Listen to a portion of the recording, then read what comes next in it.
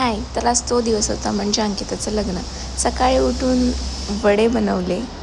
आम्ही नाही, आजी वगैरे. आणि मग वडा आणि चहा खाल्ला. त्याच्यानंतर आम्ही रेडी झालो हळदीसाठी. आणि मग आम्ही गेलो तिकडे वरच्या मंदिरात. तिकडे पाया पडलो आणि थोडीशी मग हळद नाचवली आणि परत आलो खाली मंदिरामध्ये. त्यांच्याकडे मॉर्निंगला हळद असते, तर आम्ही आलो आणि हळद लावली. त्याच्यानंतर मग तिचं घाणं भरणं वगैरे झालं, जे पण रिच्युअल्स असतात आपल्या हळदीचे ते. आणि मग आम्ही रुखवत भरला.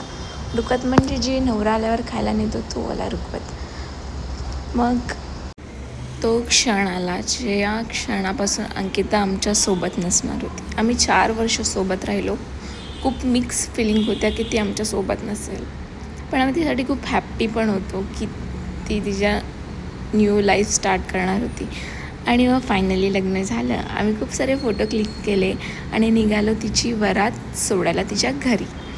पण तिकडे तिला गुड बाय केलं आणि मग आम्ही निघालो आमच्या घरी. Bye bye.